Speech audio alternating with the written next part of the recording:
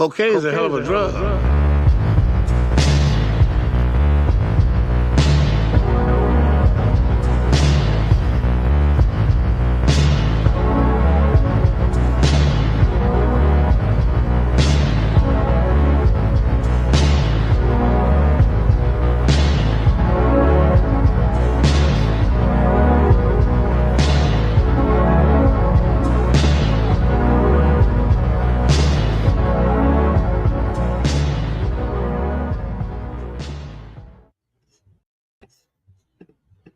Yo, what's up, everybody? Hope you're having a good Thursday. It's April 10th, coming to you live from Lake Worth Beach, Florida. I'm Dr. Longo, the Florida Department of Magic. Okay, we got Juan Ayala from the One on One podcast. Juan is actually in a shipping container. He's black tie. Yeah, that's a good one. He's actually black tiling in, what's the word? In it's all right, bro. We'll come up solidarity for what's the guy? The black track meet guy. The guy who got stabbed. Oh God, no. Track meet. Shut up. He's black tiling. So everyone, we're going to respect the message and BLM. But we're talking Dexter tonight with Juan. What's up, Juan? What's up, dude? This is one of my favorite shows. So I'm ready. Really? And I'm ready to have my mind blown. Because this is interesting, dude. Some of the things you brought up to me, I know about, but this is the darker side of reality, that there are people out here doing this sort of stuff. And I'm going to also have some information about some of the more. Did you know that one of the most popular movie franchises was actually inspired by a infamous Florida serial killer? No, I didn't know that. Which one? So the Scream franchise was actually inspired by the Gainesville Ripper, which was let's see here, and that script, he also wrote that. The director and writer for that movie also wrote another movie, Teaching Miss Tingle. He wrote it in 3 days in Palm Springs, which never mind, that's California. But isn't there a Palm Springs in Florida? I think so, yeah. Something like that. Close enough. Anyways, he wrote it in 3 days, but yeah, it was the Gainesville Ripper, which was a serial killer in Gainesville that was preying on the college kids, bro. Danny Rowling. So in 1990, Rowling specifically targeted university students in Florida, giving the title of the Gainesville Ripper. His first murder took place at the University of Florida when he stabbed two girl students to death, leaving their bodies mutilated. And then from that also stemmed copycat killers, which we see in Dexter as well. But yeah, Scream, one of the most famous franchises, inspired by a Floridian serial killer. I didn't know that. We'll have to add Scream to the list, don't we? Mm-hmm. Yeah, because we have Halloween Horror Nights and stuff like that too. So good point. Might be Scream next Thursday. But so you said it's one of your favorite shows? Yeah, it was one of my favorite shows. One of the first shows I saw a long time ago, and I've seen this. Helped you learn English? Yeah, and I've seen the spin-offs. They're not as good. There's one that just came out that I haven't seen, which I believe it's like Dexter Resurrection or something like that. I haven't seen the newest one, but the original I've seen a couple times, and it's pretty great. That's cool. My dad loved Dexter when it came out. Would watch it a ton. Yeah. I was more of a CSI Miami guy myself. Okay. Horatio is his name, right? Yeah, David Caruso. It's like half my personality from that guy. That's the way the cookie crumbles. Yeah, bro. That Stuff like that. Puts his sunglasses on and looks away, and yeah, classic. But Dexter, a lot of crossover between Dexter and CSI Miami. But I like Dexter a little bit too. It's not that bad. It's pretty funny. I thought it was funny. oh, the Asian And guy's the weirdo, right? what's the Hispanic guy? Is he Cuban or is he Puerto Rican? Oh, definitely Cuban. Yeah, probably. Yeah, let me pull up the cast. We'll pull up the cast here. So apparently it's based off a book, which I didn't even know. Right. And it follows this, I'm sure people have seen Dexter. It follows this serial killer who, takes place in Miami. He happens to be a blood splatter analyst, and he is a serial killer, but he kind of, what do you think, bro? Do you think he's a hero, or do you think he is, because he's kind of taking the trash out in society, but he's also breaking the law. So where do we stand? Well, he has a code, right? That's kind of a big part of the show, is that he has this code that, like, we're going to get into it, but Dexter, he's a serial killer. He was rescued from a horrendous, like, crime scene. He was involved in, like, a murder, right? Trafficking, shipping container incident that we're going to be talking about a lot tonight. But because he had this, like, trauma, his dad raised him, inescapable trauma. He had this, he started killing animals when he was a kid, right? Like so many serial killers do. His dad was in law enforcement, or his adopted father, the one who rescued him from the shipping container, who's like the hero, right? He's like God to Dexter, kind of, Mm-hmm. He lays down the law, like he lays down the ethics that Dexter follows for the rest of his life, for the most part. And the whole thing is, he teaches him, he's like, oh, he's going to grow up to be a serial killer. I can't help it. I know the signs. Might as well teach him to be like a vigilante killer. That's what he does. So Dexter grows up only killing. I guess we're going to be saying killing. We're going to be saying killing a lot tonight. Whatever. But he only kills serial killers, bad guys, R-worders, PDF files. And honestly, we could use a couple Dexters, a couple more. We could use a Dexter here in my town over here. Clean up the scum. No, just kidding. Oh, there was this recent one that would go on the registry and find these guys and take care of them, I think, with a hammer. And there was something I saw about him recently. I think he was either released or something like that, but people were kind of sort of on social media cheering him on because he's taking out the low of the low. Now, in my opinion, once a person does that particular thing, and by that particular, I'm talking about the PDF file sort of stuff, I think that they'll do that for life, right? And we see it done. They're repeat offenders. Mm-hmm. Yeah, I don't believe that they should be put through like wood chippers, but they should probably be put through you get what I'm saying? Like it's yeah. But can people change? I think so, right? I think people can be redeemed by God and people can change their lives, but it's dark, man. You know what I'm saying? Like it's a hard thing to think about. I'm trying to find here the philosophy behind Dexter's code. So, well, let's start out with this, okay?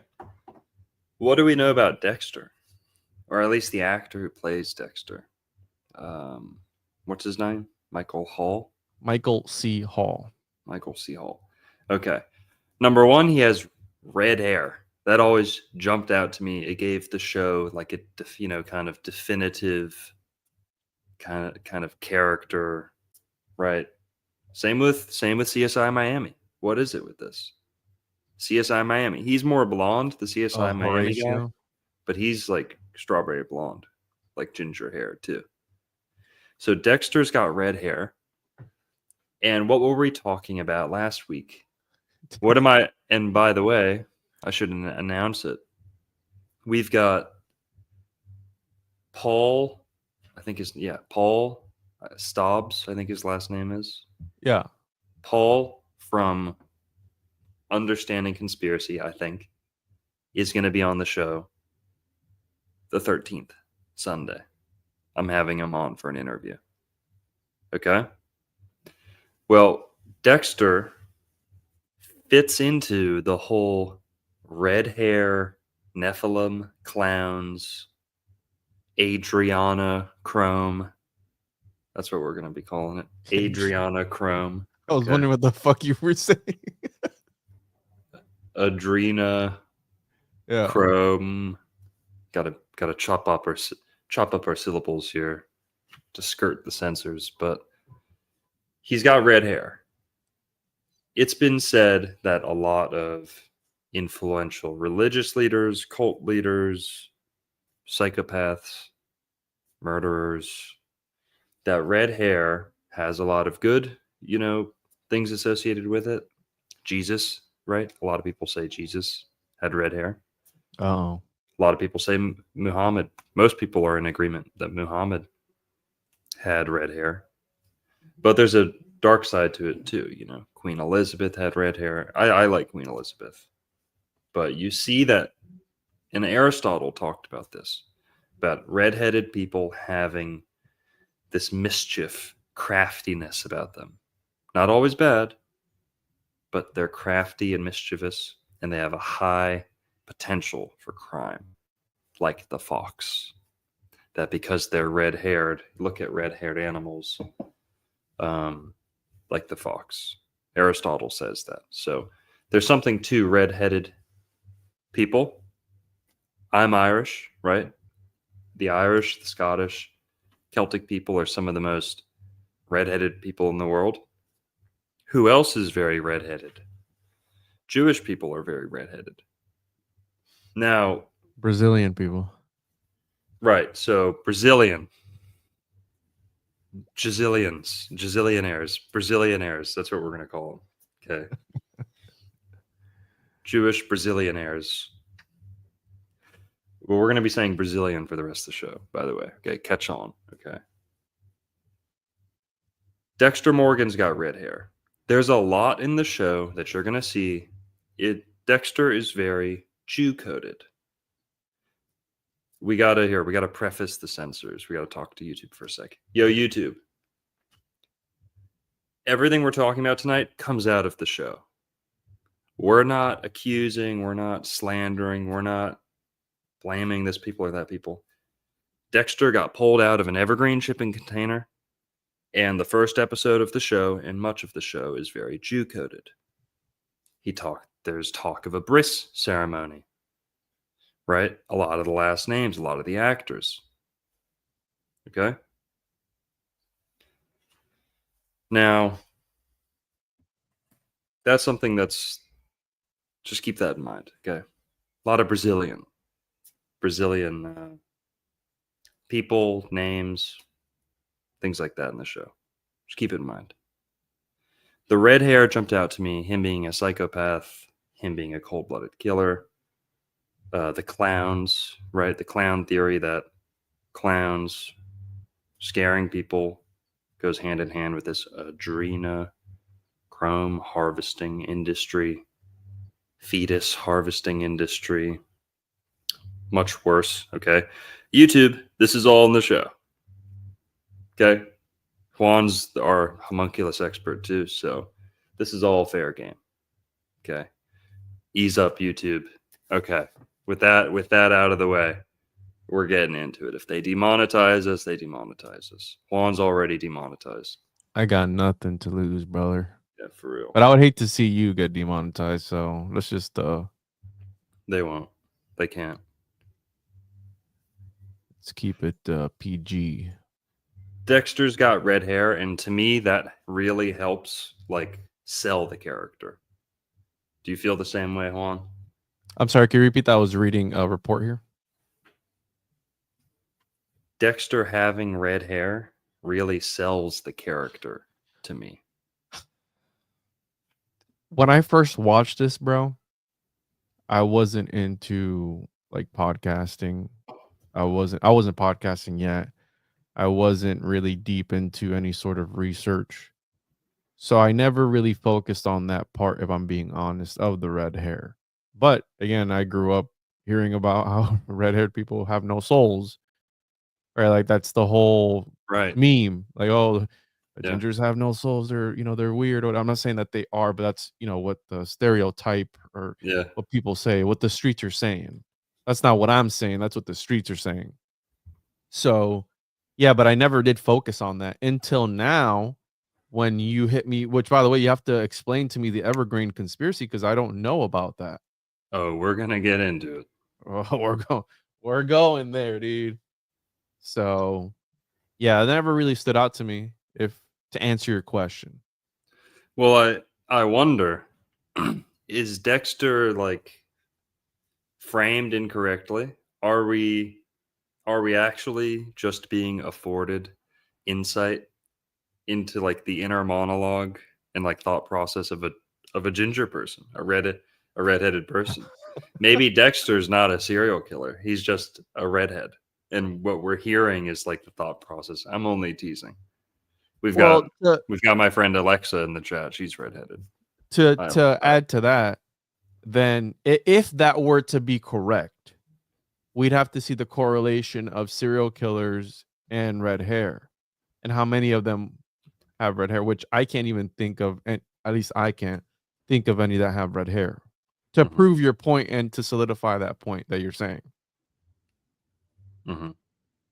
But they could have the gene. They could always have that gene that is connected to the red hair, which according to add to the whole conspiracy is that it's kind of sort of tied into the Nephilim bloodline, which gets into, I guess, would you say like the bloodlust or something or other, or something that fuels that? To me, I'm astrologically minded. And kind of the elements behind it too. I think they just have a more fiery disposition. The kids that I played sports with growing up who were redheaded, a lot of them would be shy and timid off the field, but they'd be very vicious on the field, and they get red, right? Like you see their emotion and their anger. And also, that's funny. Redheadstein. Um, that fuck, I forgot what I was going to say.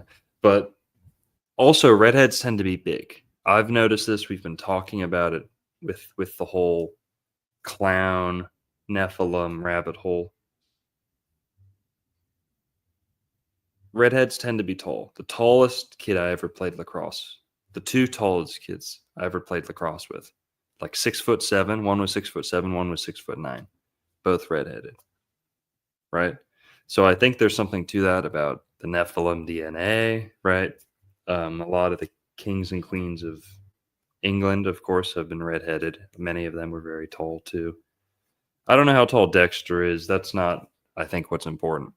But I think for me, him being redheaded really sells. Dude, good point. Thank you. Wendy with the red hair.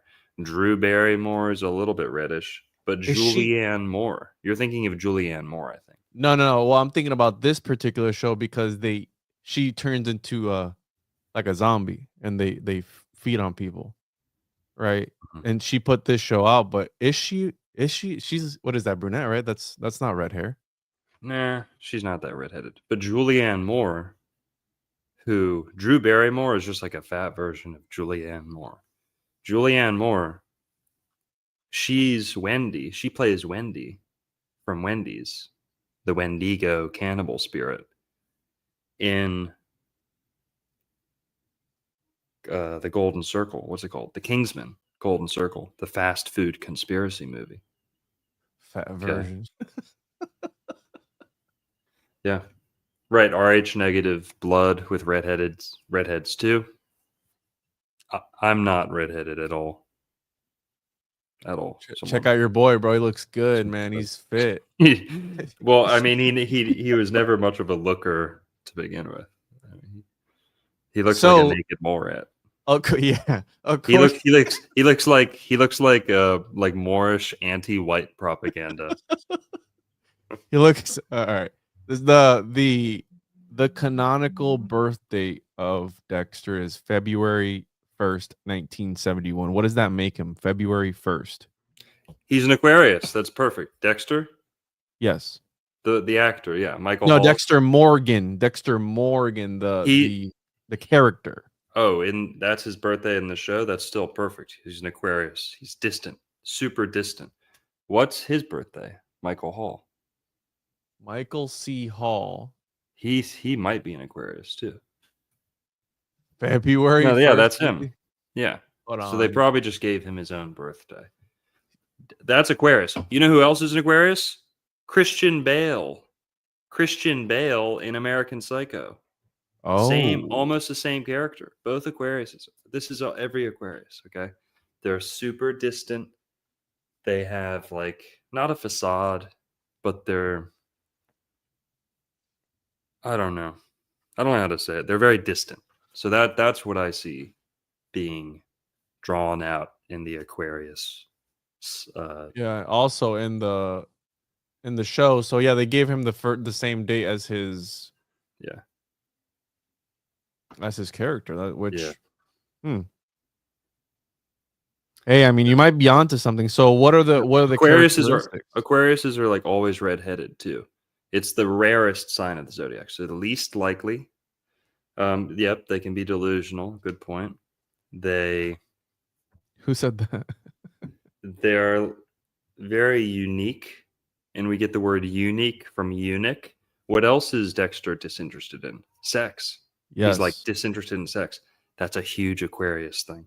Now, Christian Bale in American Psycho, he's into sex, but not for the same reason as normal people, right? It's more of like a worshiping himself type of thing. But yeah, there's a lot of parallels. And hey, guys, just to catch some people up here, how do we cast a movie? You cast a horoscope. The cast of a show is often, exhibiting their sign of the zodiac. The characters. This goes back to Shakespeare. All Shakespeare's characters are astrologically based. Are they really? Yes, we can talk about that one time. The master of stagecraft, of course. I mean, that would make a lot of sense, right? Yeah. Mercutio, Mercury, Tybalt, Tyr, Benvolio, Jupiter. Yeah, it's... So here, can you look up Ed Sheeran's birthday, please? He's also an Aquarius. And what is he known for? His red hair. Aquarius? Yep, thank you. Now, what about Johnny Rotten? Let's show people a picture of Ed Sheeran, please, so they can see his red hair. Oh, man. What a looker. Look at that. I mean, I'm not the prettiest guy. Why is my computer lagging so much? Juan, I'd take you over Ed Sheeran any day. No, I mean, I don't have the Ed Sheeran money, bro. I feel like if you were white, you'd look like Ed Sheeran, I feel like. I'm trying to... I don't know why my computer's lagging so much, bro. People know him. That's okay. Can you look up Johnny Rotten, please? Here. Who's Johnny Rotten? Look at him. He's another redheaded Aquarius. Dang. Aquariuses are very often redheaded. The other signs that are very often redheaded, Aries, and sometimes Capricorn. How many bitches you think Ed Sheeran pulls, bro? He probably gets diddied every single night by big ass black dudes. You said Johnny Rotten? Yeah, Johnny Rotten. This guy? Yeah. Never heard of this dude. Also, he's like the first. I don't know about first, but he's like a punk rock legend, singer of the Sex Pistols. Oh, okay, and okay. Public Image Limited. He's like, you know, God save the Queen, fuck the Queen, all that stuff. Like, also famous for his red hair. A lot of Aquarius is in the punk scene, and a lot of them have red hair, Interesting. orangish hair. Yeah, So cheddar they're hair. kind of. Would you say they're kind of rebellious in a sort of Yes. way? Like, Yep. Counterculture. Aquariuses are very often counterculture. They go against the stream. They flow against the stream. huh? They swim upstream, you could say. And very techy. Aquariuses love cutting edge technology, new ideas. They love what's new. And Aquarius, we're in the age of Aquarius, so you can see people are getting a little bit more distant too, and technology is really blooming today. But okay, he's redheaded, he's Aquarian, and he's fulfilling that Aquarius stereotype that's also exhibited by Christian Bale in American Psycho. Damn, bro. You got some Xbox money coming through, brother. Some money coming in here. Zella Morales. I forgot how to say this. Get how to say this. Zelaro Molares. Yeah, but I don't Morales. know if the Z's are like just stylistic. If it's Ella Morale, I don't know. $10. Crush on. Orange Man. Great to see you. Thank you, Zella Morales. Appreciate it. Adam Offman with the $49.99. Genghis Khan was described as having red hair and pretty much killed everyone. Whoa, that's Good point. gnarly. Yep. Good point. Was Napoleon redheaded? No, he was like a. I don't think so. No, he wasn't. I don't think so. You're Queen looking up- Elizabeth I was famous for having red hair. A lot of the English kings had red hair. Here, Who else had red hair? I got some tab that's slowing my computer down. One of these tabs here. I'm gonna pull this up. I suspect it's one of these. So check this out. Right, we talked about Scream being inspired by the Florida murders. Teen inspired by Scream plotted to kill jogger, keep body for sex fantasies. A No Florida doubt. teenager was arrested after he tried to kill a jogger, planning to keep the man's. Oh, it was a dude planning to keep the Ooh. man's corpse in his closet to fulfill his sexual fantasies. So it wasn't even. Oh man, this guy was from Coco, 18 years old, bro. What? So he tried to was overpowered by his victim, who detained him until the police arrived at the scene. This was in 2022. So Jeez. again, inspired by Scream, which was inspired by the Gainesville Ripper, who would sneak into people's houses at night, the dorms, and again, do stuff, right? Interesting. Thanks, Adam. I'll chat with you soon, man. Thanks, Adam. Thanks for the cigars, too. Adam always hooks it up with the cigars. Great guy. Thanks, Adam. Shell yeah, brother. And here, we got Mario in the chat. What's up, Mario? What up, Mario? When I was he tells us, when I was in India, a lot of the Muslim men dyed their beards red to honor Muhammad. Yes, a lot of them do.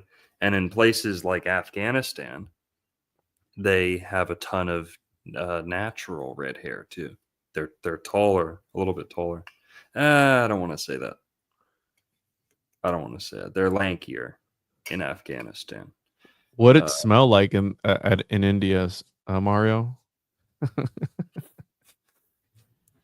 Yikes! Have you seen the Indian street food videos? Yeah. Oh my. Yeah, of course. Yeah. Never going there ever again. Have you seen how they use the bathroom? Yeah, I've seen. That's what I'm saying. Seen how they go number 2? What did it smell like there? Yeah, LOL, as expected. What is that? I've heard that like if something were to swallow up the world, it would spit it back out because of India. once they got a taste of India. Oh man, I'm sure there are Yeah. nice restaurants at India. In India, I can't do Indian food. I can't really do spicy food because it'll I mess me up. have not had Indian food since, I swear to God, since finding out how they go to the bathroom. Well, you Yeah, I'm might done. be playing into the stereotype though, because again, like I'm saying, I'm sure there are clean Indians, and I'm sure that that's the more poor side where they don't No, follow regulation. the ones But that come it's to America, okay? The ones that come to America, a lot of the times, I'm generalizing here, they don't like to go to the bathroom the way that we do. They think that that's dirty and nasty. And, maybe there are some fair critiques, but they do the squat and the bare hand. The bare hand. no, You don't know about this? there's no way, bro. Come on. Okay. They splash a little bit of water on their hand, but they bare hand it. No toilet paper. Bare hand it every time. Not just like in a pinch, willing. Even in a pinch, bro, you're not doing that. Anyone in their right of mind. Well, I mean, come on. We've all been we've all been we've all been there. But no, Dude, are I'm you saying serious? they have a hole in the ground. They squat over it. And number one, Eat with the right, wipe they're with the like left. they're like barehanded. They're like barefoot squatting on this like communal crap hole, right? I haven't been to India, so correct me, but I've heard from plenty of people who have been. There you go, right there. Mario's Well, been to India. yeah, so it's the nice Not ones who South are Beach, shit beach. Okay? That's what you get over there. yeah. Yikes. Here, let's steer it back to Dexter talk.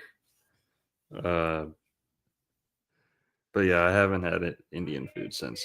That's why everyone gets sick when they go to India, because Yeah. they all have shit on their fingertips, and that's what they say. Yeah. Oh no, I only wipe with the left. I only wipe with the left. This hand is good. This hand is clean. Oh man. All right, go. Where were we, dude? My computer's driving me insane, man. I don't want to close these tabs out, but I'm gonna have to. Okay.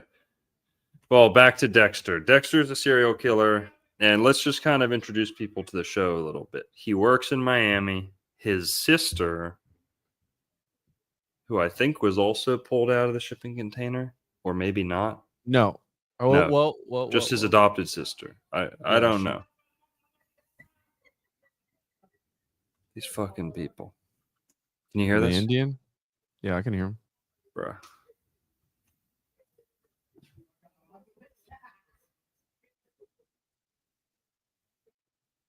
I think you're good though. Just turn on your background filter, your background reduce background noise. I did. These Yeah, we people can. are louder than power tools. We all know who, by the way. We all know which people. Who? They're louder than power tools. That's all I'm going to say.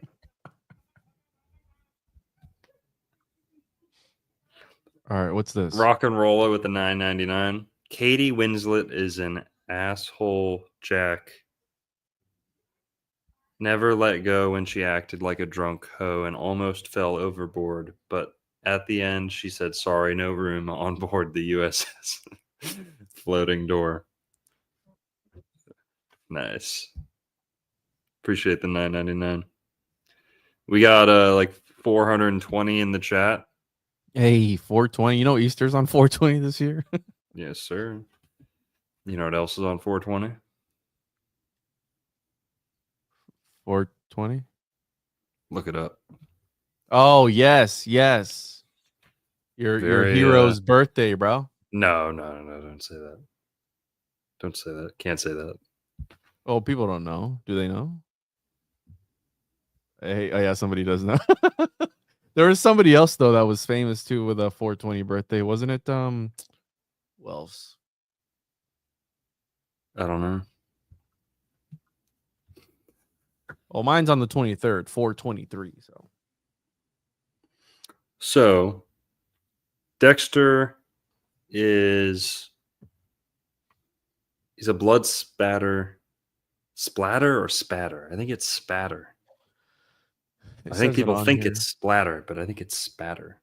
Blood spatter analyst. Yeah, spatter. So no L. Right. So he's a blood spatter analyst. And he's secretly a serial killer. He's serially a serial killer. He's a serial killer secretly. And that's how he's able to escape kind of attention from the police, because he is the police pretty much. Yeah. Well, there's a lot to the show. There's a lot of plots and side plots and all this, but the main point that I want to talk about tonight is Evergreen shipping containers. Why was Dexter, for those who don't know, Dexter was rescued as a little kid out of an Evergreen shipping container. Can we see a picture of that episode 1 or that scene, please? Dexter's dad was like a legendary cop in like the Miami area, I believe. And he rescues Dexter. He rescues Dexter from an Evergreen shipping container. For those who don't know, show of oranges in the chat. Who was into the whole QAnon conspiracy, right? The whole QAnon network of rabbit holes. Well, according to the QAnon conspiracy, Evergreen is part of like a secret human trafficking cabal. They're like the Wayfair of shipping containers. Here, we got to catch people up on this, I guess. I don't know how many people know about this. How many About the Wayfair stuff? You know about Wayfair? Yeah, I do know about Wayfair. Right. So Wayfair is like this furniture company, right? Online, like furniture, you order it, comes fast, right? You put it together yourself, I think. Like you, right? Did it? And Wayfair, apparently, this conspiracy got uncovered that apparently Wayfair was selling furniture as a front, and that their real business was human trafficking. And that if you knew how to read the allegedly, thank you. If you knew how to read the Wayfair like ads, if you knew the PDF file code, if you knew like all this coded words, you can see how they allegedly sell people and market humans. Like my brother was saying right before I went live. Yeah. Hey guys, 4-foot tall brown refrigerator, 98 pounds, $12,000. Right? You'd be like, oh, yeah, it's just a refrigerator. But if you start looking into it, there's more than meets the eye.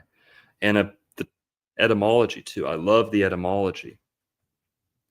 Wayfair. So Wayfair is like, oh, it's on the way and you pay a fare, right? You pay to get your stuff sent, or you pay to get your furniture sent to you, right? Well, if we split that word up another way, it's waif fare. What's a waif? Can you look this up, Juan, please? Waif. Like wafer without an R. Yeah. Can you zoom in on that a little bit, please? Okay. A waif.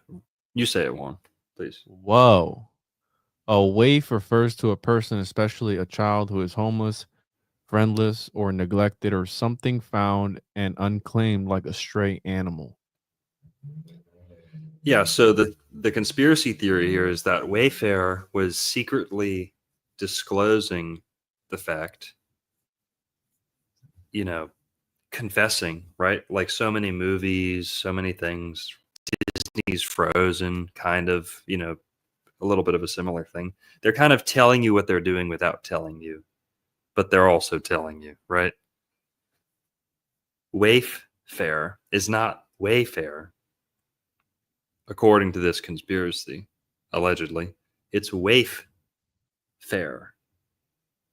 Wayfair, secretly. Wayfair. You're buying waifs, orphans, children on their own, right? Separated from their family, whatever the conditions are.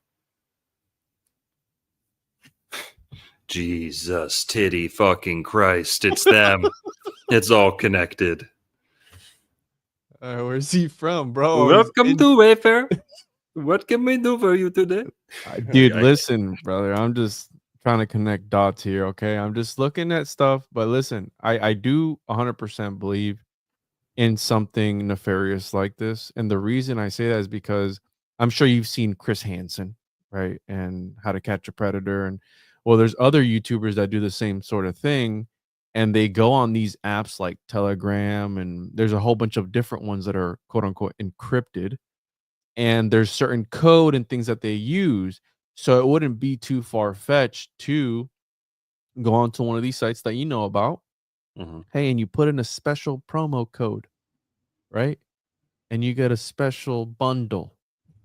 Because it is bizarre that you look at this, this cabinet for $30,000. What let's say it is a mistake. Let's say it is a clerical mistake. But why are there many of them? And then when you look at certain, when you go deeper into the conspiracy, it's like their names of the furniture correlate to missing people. Yeah. Right. Allegedly. Yeah. Right. Can we watch this is for entertainment purposes, by the way. So can we watch like a TikTok or something breaking that down real quick?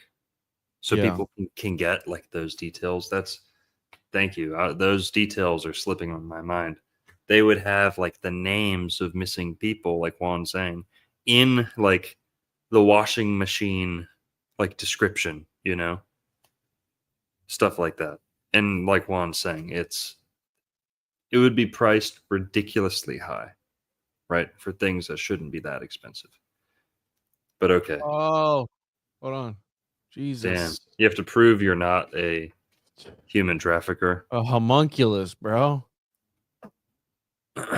Like blaring in my ear holes, man.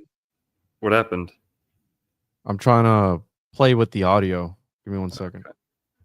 It's like blaring in my freaking ears, man. Yeah. Share screen. Chrome tab. Share audio.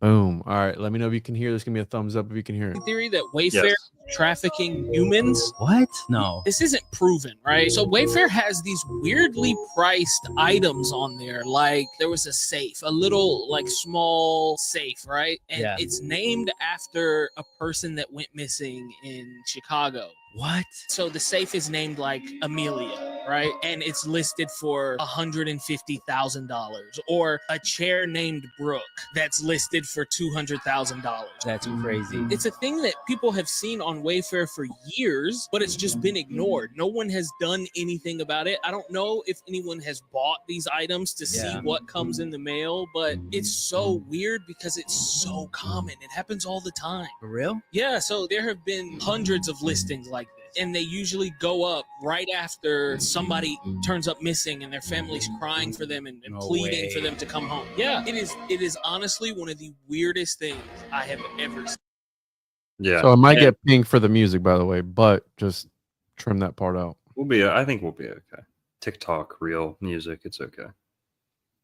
Anyways, that's it in a nutshell. And if you think about it, right, if there is this occult circle running everything, and in my opinion, I think that the occult is all about concealing information in plain sight. That's what they're good at, right? Because we talk about all these movies, we talk about all this esoteric symbolism, and their specialty is cryptography, which is about hiding information and seemingly uninteresting things, but if you know the code, you know how to look, you're able to extract that information. So if you put that into context and you're able to, again, read the titles, know where to go. I'm sure you have associates in that same circle. Hey, go to blah, blah, blah.com and look for, XYZ.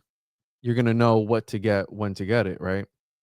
So it's not too far fetched. We know that this sort of thing, right? The traffic stuff is real. Yeah. And Israel. Whoa, Juan. well, listen, Keep is Israel out of it, okay? real, right? Is an actual thing. Yeah. Okay. And it's interesting because we're going to get into some more heavier, deeper stuff. And I got some stuff that's linked to Israel. I mean, Yeah. I don't know. And I just learned, bro, this is really weird. This is really weird. Brazil. Yeah. For Israel. From Brazil. Bizirial. So let me confirm this, okay? Let me confirm this because allegedly, all right, keep going. I'm going to confirm what I learned yesterday, and it's kind of weird because it kind of ties into all this stuff going on now. So we're talking about Wayfair right now because that kind of led into the Evergreen shipping container conspiracy.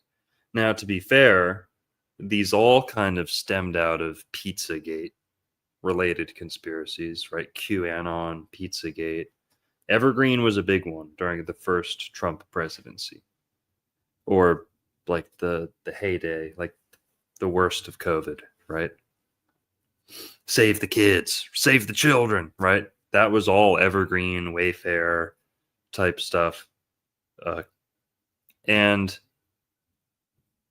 this actually, apparently there was a previous iteration of this like method, this tactic, this marketing of human trafficked children, stuff like that, missing children. Milk containers. You ever heard about this? Milk cartons, how they used to have missing kids on the back of milk cartons. Well, you think about milk, MLK, Moloch. I told you that. Come on, bro. No, you didn't. I heard that somewhere else. Malake, how when in Clockwork Orange they go to the milk bar to get the adrenochrome. They go to the milk bar. MLK. Thank you, Juan. You're right. Maybe I don't know how you heard that, but I've been saying that for a while. I did an episode on Moloch, and yes, MLK too. Yeah, he was a sacrifice. Yeah. And MLK, Moloch, malarkey, bullshit. The bull, it's just a conspiracy. It's bullshit. Mulek, right? Too Mulek, and that's all MLK, Hebrew MLK or MLCH. Somebody said Martin Luther King. Yeah. Now, was also allegedly doing stuff behind the scenes, bro. Right? Well, apparently the milk thing that's like the old Wayfair. You know, people thought they were looking for missing kids. When really man. they were advertising missing kids. Yikes. Just a theory, allegedly. Okay. We got 500 in the chat right now. Thanks everyone for being here. We're talking Dexter, Miami. This is our series talking about films and series set or filmed in Florida. We're talking Dexter, the whole series tonight. And especially the Evergreen shipping container conspiracy. Well, let's get into like the first episode of the show a little bit. Oh, well, okay. The milk jugs or the milk carton turned into like Wayfair, and apparently Wayfair, which is online, right? That's how everything's done now. It's like the online version, right? You don't need the dark web. It's like, how would you call it? It's like the silver web. It's like underneath it's like woven into the normal web, right? Yeah. Just right with the right glasses. Like if you have those They Live glasses on, Mhm. looking at Wayfair, it would just be like missing child, missing child, missing child. Which it's interesting because, right, speaking of the dark web, the Silk Road founder was just released recently. And again, I've never been on the dark web. I've heard stories about the dark web. And one of the things about Silk Road that I heard that it got really weird at one point were allegedly they were selling parts, right, of people Mm, on there at one point. It got really, really dark really, really quickly because if you give somebody a system that goes unchecked, untraceable, things will start to get weird quick. mhm. And one of the conspiracies that I heard, or something that I was told, was that they were, and again, I don't know if anyone can confirm this or not, that they were selling like parts on there of people. So if that's true or not, but it's interesting that he was just released. He wasn't he pardoned by Trump? I don't know. I don't know. But good to hear, I guess. I want to talk about Evergreen. Wayfair, apparently, if there is this global human trafficking network, they would need a reliable way of shipping this stuff, doing their business across the world. Apparently, according to this conspiracy theory, allegedly, according to this whole rabbit hole, Evergreen, the shipping company, who with many, many shipping containers, you'll see Evergreen, apparently they are the courier of choice for this dark industry. Human trafficking, PDF, file, nastiness, fetus, black market, fetus trade, abortion, black market, homunculus magic, right, Juan? So yeah, I'm going there a little bit because there's also Crowley shipping containers too, which is interesting, right? Ooh, Crowley Logistics, damn, that's a good one. Yeah. which I don't know if they're connected or not, because a lot of these companies they're connected at one point and they're just subsections of other companies. So Evergreen and Crowley and all these things could be connected. But if you think about, right, if we're going to talk about the occult, Crowley, who was he? What did he do? A lot of heinous shit, Mhm. including allegedly stuff that was kind of sort of what we're talking about now, right? Allegedly. Allegedly, the most It's the wickedest man ever. Yeah, it's mostly the people who did all that stuff themselves accusing him of doing worse things. But whatever. Evergreen. Let's go to the Evergreen Wikipedia just to get a little background on them. Because, like I said, Dexter in the show, he's pulled out of an Evergreen shipping container. I wrote some notes down about the first episode of the show.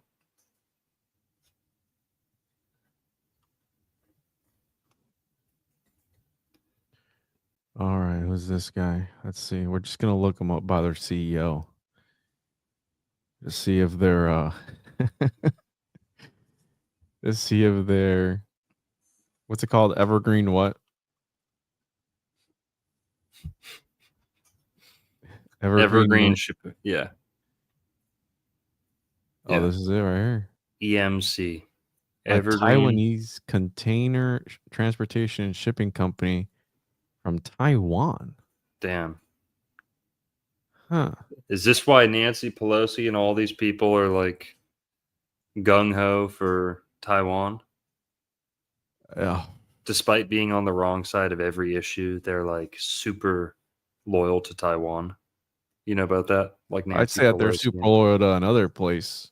It's a Brazilian place over in the Middle East. Yeah. You know what I'm No, saying? you're right. You're right. So, but that is interesting, right? Because isn't the whole thing with isn't it Taiwan that China has a problem with? Yep. and That's- we're kind of using them as like a pawn in World War Three. In what? Yeah, I mean, I hate to talk about World War III, but yeah, Taiwan, who I guess in their own right wish to be separate from China. China wants to take over Taiwan, right? It's like a valuable, island port, right? It's advantageously located. China wants it. Now, people like Nancy Pelosi, despite being on the wrong side of every issue, for some reason, are big on like protecting Taiwan. Now, a lot of that has to do with how they make like these superconductors or semiconductors, whatever you call that stuff. They make chips, microchips and stuff. So Taiwan, people talk about Taiwan for that reason, but Evergreen shipping container has got to have something to do with this, because Nancy Pelosi's husband got attacked by a guy with a hammer in the middle of the night who claimed that he was part of like a PDF file ring. And she's flying over. I think she just flew over to Taiwan. I could be wrong, but who knows? Let's talk about the show, the first episode of the show, and how it kind of sets the stage for all this stuff. So the show starts off with, I actually forget how. He's like the first kill is a guy at night. I forgot what he did, but I didn't watch the first episode. I watched the 9th episode. For the background of the code and the dad and him telling him he finds out that he had a house left by his real dad or whatever it was. But here let me pull up we can read it. It starts out with him killing this guy, and then the next day he's disposing of the body on his boat. And this is what's interesting. It starts out, he's talking about Miami. He's like, I love Miami. This is why I'm in Miami. Like they don't solve any crime. He's like, I can get away with anything. The weather's great. The food's great. And then he goes, I love the Cuban food. Pork sandwiches, my favorite. Okay, guys, pork, the preferred food of serial killers. Okay, stay off of it. Oh, listen. All right, go ahead. So pork, remember that, and we're gonna tie in that thing that I said that I was gonna bring up. Yeah, so he talks about pork sandwiches, right? Cuban sandwiches. And I thought that was interesting, right? Eating pork. Not huge, but it's important later on. It's important because in the Bible, where does Jesus cast the demons? Right? Into the pigs. And right. Pigs, speaking of organs and all that, are compatible. And did you know that pigs produce milk? The only reason that we don't milk them is because it's more difficult to then. Yeah, and back then they used to drink this, what they called white gold, right? Because it was pig's milk, because back then it was dangerous to drink the water because the water was right. So that's why everyone either drank wine or some sort of booze or liquor or some sort of thing back then. And that's why everyone was always drunk. But it was because the water was unsafe to drink. And yes, pigs do produce milk, and their organs, you can swap out a person's heart valve for a pig's heart valve, right? We're very compatible in anatomy, and there's a conspiracy that pigs are actually either more Human evolved. hybrid. Yes. So keep that in mind, bro. Keep that part in mind. Yep.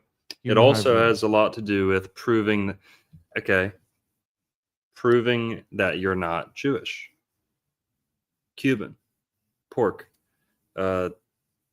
Believe it or not, the Americas and the Caribbean especially were settled and discovered during the Spanish Inquisition. When leading up to that time, the age of discovery, Jews in Spain were getting expelled, outcasted, shunned, imprisoned, burned alive, or worse, right? Things like that. Many of them escaped to the Americas, where they became pirates. I'm not even kidding. Pirates. Robert Sepper talks about this, and it's a real thing. Edward Kritzler wrote a really good book called Jewish Pirates of the Caribbean by Edward Kritzler. Really good book. And so human trafficking and shipping industry in the Caribbean early on was controlled by, okay, we're switching over here. Everyone pay attention. Controlled by Brazilians, okay? Israeli Brazilians. They're Brazilian rabbis. No, just kidding. We're going to say Brazilian here so we don't get in trouble too much. Brazilians running the slave trade in the Caribbean. How different is the Evergreen conspiracy from the Atlantic slave trade? Not very different, right? Not much of a difference. So eating pork was a way to prove to others back then that you were not Brazilian. A Jew were not Brazilian, yeah. So if you ate pork in public, if you told people, yeah, my favorite food's pork, that would kind of reduce suspicion that you were Brazilian. So that stuck out to me, and that's not just out of nowhere. Like I said, the whole first episode of Dexter, if not the whole show, is very Brazilian coded. Very Brazilian coded. For example, also he talks about how he dumps his bodies in the Gulf Stream. We talk about the Gulf Stream on my channel a ton as it relates to Atlantis, the Garden of Eden, the Ice Age, Atlanteans, Phoenicians, ancient seafarers, the Gulf Stream. The Gulf Stream plays a role in most of the popular renditions of the Atlantis myth, the Atlantis story. Yeah. So, okay, shipping. Oh, and the pork sandwiches. This leads up to when he goes into the station for the first time, the police station, and he's talking with his fellow detectives, right? He's the blood spatter analyst. He talks to these other detectives.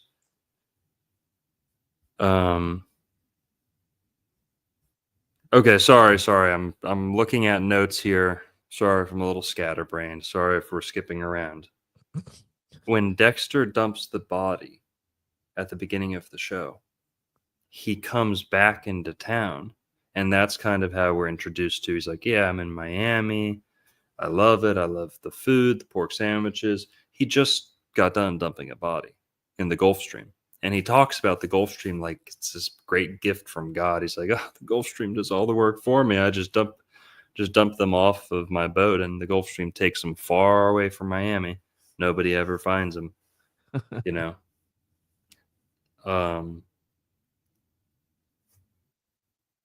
As he's riding back into town, do you know where he's riding right by? Can we maybe watch the first episode so people can see? Yeah, I can try and pull it up. He's driving, piloting his boat right past the port of Miami. Right past the port of Miami. So he's coming back in from the ocean. And I think on his left side is the port of Miami. When you're driving from Miami to Miami Beach, you'll see on the south side, depending on which route you take, on the southern side of Miami, I believe, if you're crossing from Miami to Miami Beach, whatever, it's south of the route that I normally take. You see all these Carnival cruise ships, different cruise ship companies, and right behind there is the port of Miami, where they do, shipping containers and stuff. And there's Port Everglade north of there, near Fort Lauderdale. But Dexter's going right by the port of Miami on his left. Just so you know why I'm giving the directions here. He's got the port of Miami on his left, which would be the south side. And guess what's to his right? As he's driving, sailing, riding his boat back in from the ocean. He's doing his narration. Thank you, Juan. You think this is public domain? Can I play it? No. just skim. Just skim it. No, a little bit way towards the beginning. Way more towards the beginning. When he's on the boat coming back after dumping this guy's. Oh, we have to make sure that we don't put anything right here. Right here. Thank you. Perfect. Yeah. So right at the beginning of him being in the boat, he's coming back in to Miami, and go to when the cruise ships are in view. It's a little bit past here. Yeah. You see, and he also sees his dad all the time, right? Like he's got like this ghost of his dad. Obviously, this guy's not right in the head, but so 733, interesting. 733, 728. Right here. Right there. Perfect. Okay. So we're getting introduced to him, Dexter, and they don't say anything about the shipping containers yet. So I guess they're kind of subtly foreshadowing, his story here, the lore behind Dexter. But another way to look at it is this guy just got done hiding a murder. And the first thing we see when we're being introduced to him in his life and his habits is a shipping container, a cargo ship to the right. And a little bit farther down there, he's going to have, there's going to be cruise ships and stuff. And I don't know if this is mirrored or what. I might be disoriented. But on another scene, when he's coming back in, he comes in, I think it's called the Miami Causeway. I don't live in Miami, guys. The main... further down in the episode? If you go Parrot Jungle Trail, is that what they call it? No, I can't be right. What's the name of this road? MacArthur Causeway. Okay, the MacArthur Causeway. If you're taking the MacArthur Causeway from Miami to Miami Beach, you'll have the port of Miami on one side. And guess what's on the other side? This is the kicker. This is the shocker. If we go to the map here. What's on the other side, bro? 1 second. We need to know.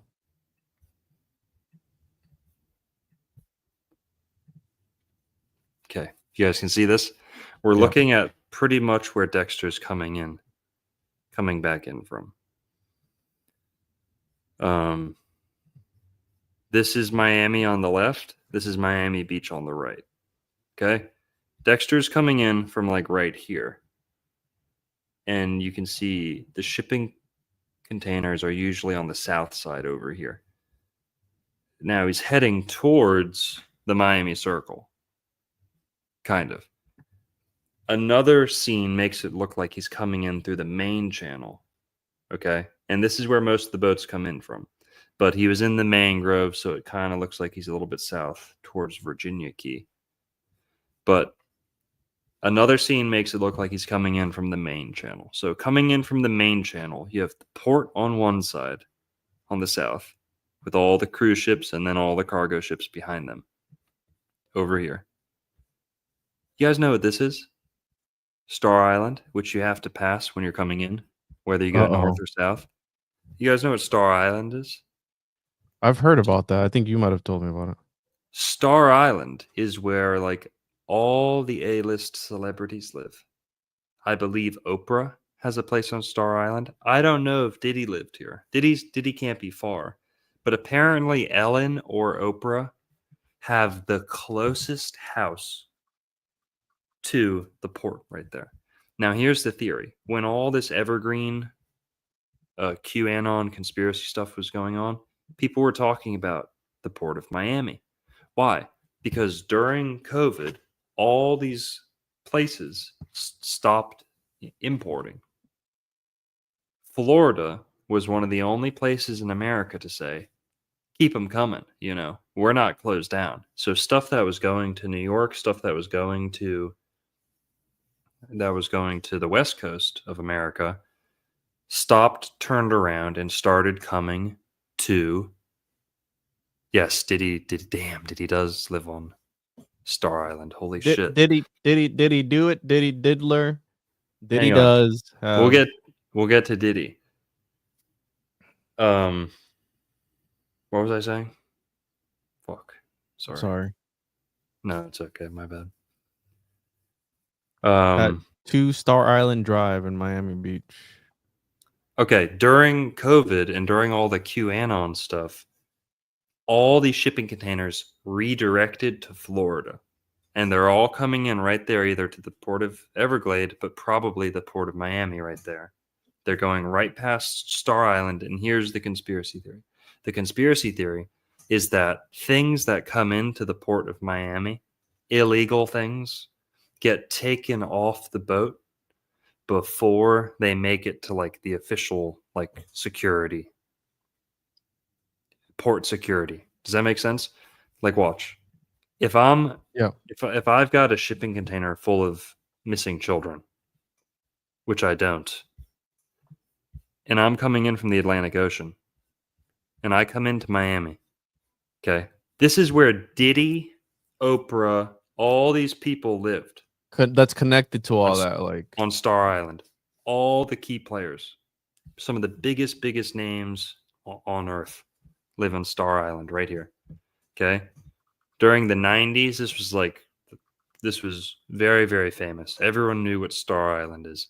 Now nobody knows what Star Island is. Not many people.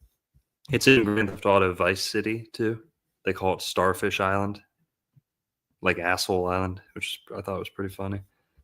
But if you're coming in from the Atlantic Ocean, you're coming past, this is the port right here, right? You're either going left. I believe cargo goes this way.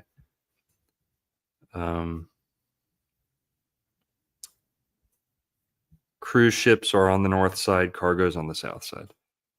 If you're coming in and you've got black market goods, illegal stuff, okay, you can just peel off, right? I know it's probably hard to get stuff off a cargo ship, but the conspiracy theory here is that whether it's a cargo container or not, whether it's just a yacht full of illegal goods or just a little boat full of illegal goods, you can come in and right there, instead of going past the port with all the port and the security, you can just peel off right here. And literally something illegal or worse can get dropped off right at your backyard in Star Island. It's Amazon Prime that they do. They order it on Prime and then they get it next day. On Star Island, this is like the best place in the world to be if you're expecting to buy things on the black market. Star Island, because everything coming into Miami can just peel off right into your backyard before they get to the actual port. So a lot of people were saying all these Evergreen shipping containers, all this stuff. Yeah. Is there an Aruv on that Star Island? Is there a what? An Aruv? Aruv? Is that like a Brazilian congregation? Yeah, it's the little string. Search Star Island on Wikipedia. There is an Aruv. They got a map of it. Oh, brother. Oh, brother. Pull it up. Let's see it. Am I looking at the right thing? Let's see here. It says Star Island. Let me see. What am I looking at?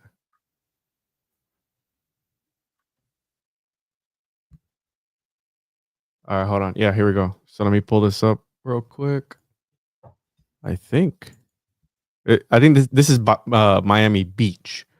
So, but let's see. You got Biscayne Point, Zone 2, Zone 3.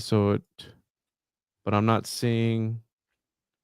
I don't know where I'm located here as far as the Aruv goes. Yeah, and also Star Island. Yeah, think about that. Well, the Aruv, that's interesting. I mean, Miami is a Hebrew word. I mean, it's people of the water. Mayam, water, me or may or ma, meaning something to do with people, person, identity. Miami. It's a Hebrew word and a Native American word with the same meaning on both. Big Brazilian population. Fuck it, we're just going to say it. Big Jewish population in Miami. In Florida in general. And Star Island. Can you go to the Star Island Wikipedia, please? So we can see who lives there. I'm just going to search. Right here. Who lives in Star Island? Jennifer Lopez, Ken Oh. Griffin, Rick Ross, Gloria Estefan, Sean Combs, Diddy, Emilio Estefan. Oh boy. Enrique Iglesias. Philip Frost, Don Johnson. No, Don, not you. Rosie O'Donnell previously lived on Star Island. Oh, she's Brazilian. Look at this. Shaquille O'Neal. The Queen of Children. What the fuck? What? She's actually Brazilian. Oh god. So she lives there. Yeah, right there. Wait, well, hold on. So look up her wiki. All right, guys, we're officially on the most nuclear rabbit hole there is on the internet right now. This is a bad live, bro. We should take this down. I mean, you should take this down. We'll be okay. I'm worried about you, bro. I'll be okay. This is all in the show. We're not coming up with anything here. We'll be okay. Man, yes, at 15 she was discovered. Yeah. This is a typical, from the very beginning sort of thing. Did anything else happen? Keyword Star Island. Oh.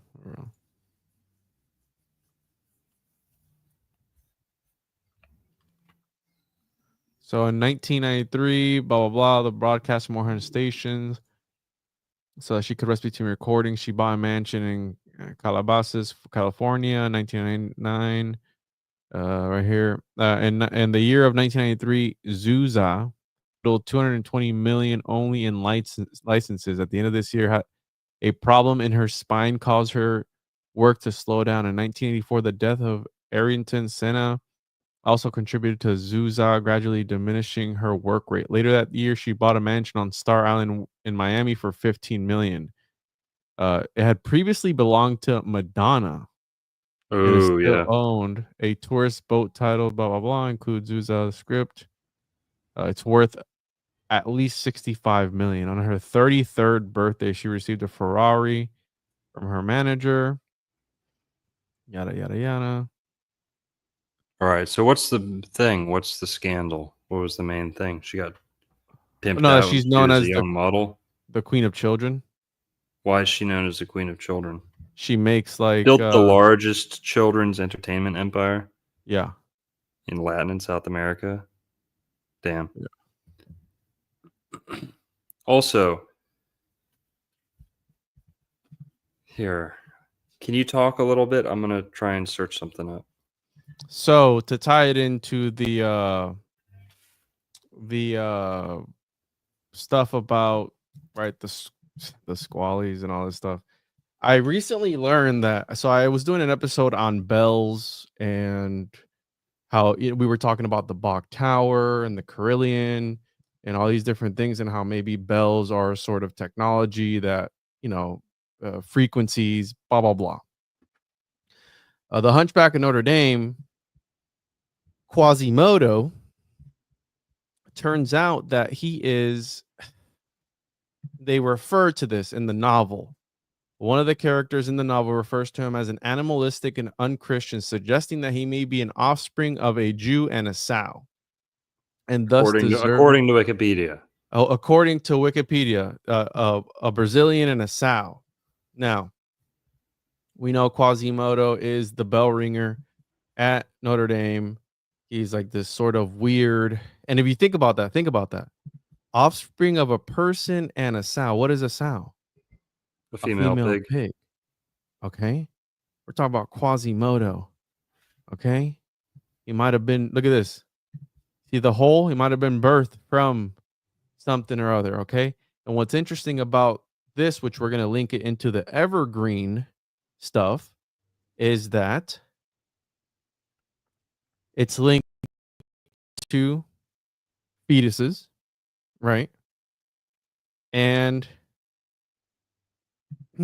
these Brazilian scientists, they have created artificial embryos, okay? And the reason for this is, so they created an entity essentially without using sperm, eggs, or a womb. And what's interesting about this is that the laws against doing procedures with a human embryo is that you have to get rid of it after 14 days. That's for a human embryo, right? So they made a copy of that. What are the laws for the copy of the human one? Ooh, are there none? There are none. So it's a gray area. So now you can do whatever you want to do. And this is old news, okay? This is at least 2 years old, okay? Damn. And what's interesting about this is I just saw Minecraft this past weekend with my son. Jack Black, of course, is Brazilian. Yeah. And in the movie, there are the villagers. Now, I don't play the video game. I've played the video game with my son, but I never focused on this part. And the villagers have huge noses. Villager Minecraft movie. So the villagers have these huge noses, right? Right. We know that's a stereotype of Brazilians, right? They have large appendages in the front. Jack Black. It's not so much large, but it's sorry. Pointy, Yeah. like Pronounced. Pronounced, right? That's the whole thing. Deformed, sometimes even. So, and it's interesting because in this part here, when they're pulling up here, Jack Black's character tells one of the characters, they go, "Oh, what's that?" He goes, "These are the villagers. You come in here, you trade. They only eat bread. Okay. You just do trade with them. You just trade with them." And they go, "Oh, what's that part?" He goes, "Oh, that's a golem. They're just giant, teddy bears." I'm paraphrasing, but they protect the villagers. Don't mess with the villagers. Well, what is a golem?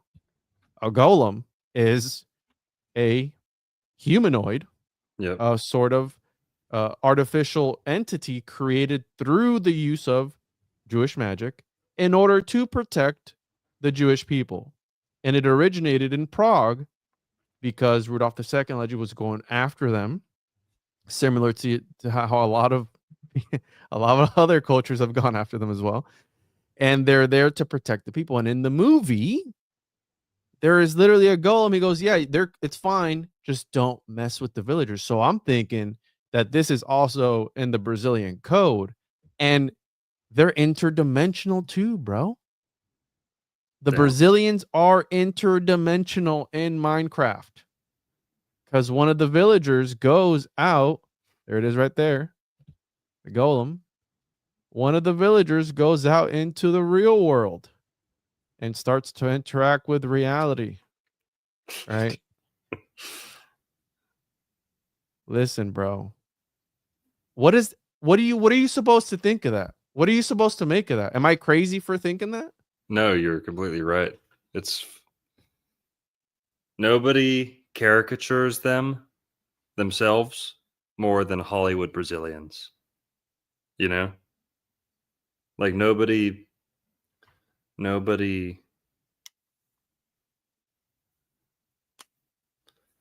So we have Quasimodo as this sort of abomination, the cross between a pig and a Brazilian, right?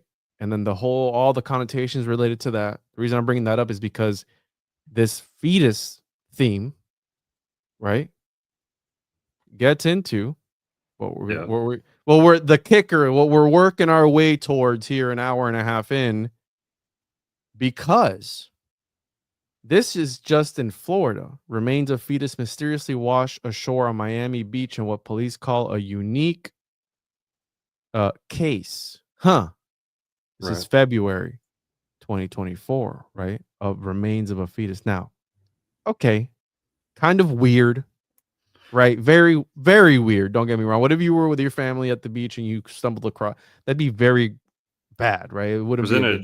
Was it in a jar or was it loose? Here, another saw up with the $20. Appreciate that. No message. If you send a message, I'll try and read it. Appreciate that. John Sup with the $1. Thanks, John Sup. Susan Donahue with the $4.99. Enjoy that super sticker, girl. Hell yeah. I think it was just loose, bro. Just loose. Damn. It probably looked like a fish or something. Probably looked like a little bit of washed up calamari, am I right? So this leads us to here. Let's that's interesting. When Juan and I were preparing for this, I thought that this happened in Florida.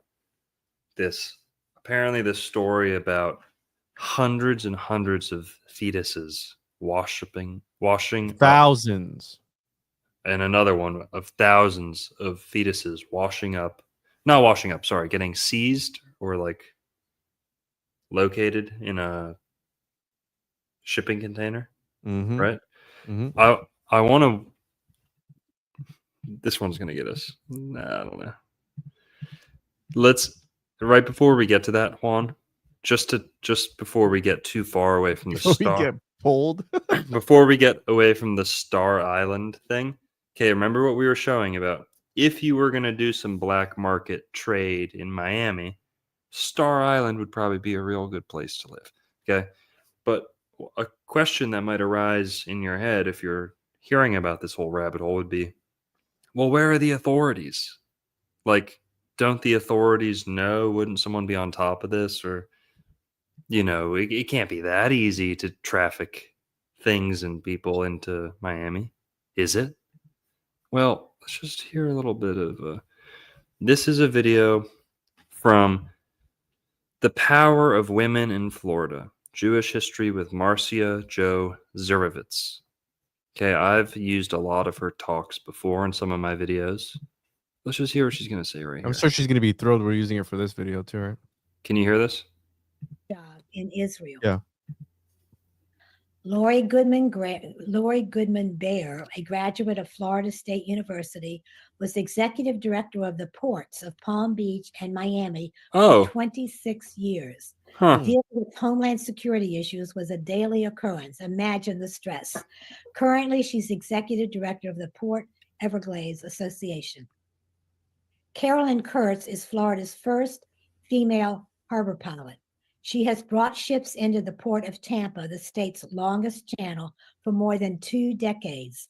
From the pilot boat that you see in the picture here, she snugs up against the immense incoming vessels, climbs up that dangling rope. As you see, that's her climbing up the side of the ship, 30 feet up, and then she takes control of the ship from the captain, telling the crew how to make it safely through the channel, preventing collisions and groundings. She also sings in her congregation's choir in Tampa. Born and raised in Miami of Jewish and Latina descent. She sings in the choir though, bro, so it's all good. Yeah. Her hands on. Here. Always put the ones. There's another part. There's another video that she does. I'm going to try and pull it up where she says all three of Florida's biggest harbor masters or harbor pilots were all Brazilian. They were all Brazilian. All three of them. Meaning, for those who don't know, I didn't know this till I found out about her. When you bring a big ass ship like that, cargo ship, cruise ship, big ship, when you bring a big ship into a port, it's kind of like flying an airplane. Like, you've maybe never been to that airport before, right? But for you, it's just part of the job. Well, that port, where it differs from airplanes, on a port, on a boat, when you come into a port, channel, a port, harbor, when you're coming in and you've never been there before, or doesn't matter if you've ever been there before, they will have a local board the ship who knows their way around the harbor, who knows, I can't go over there, it's deeper over here. Someone who knows the terrain, they will get onto the ship and take over. That's what a harbor pilot is.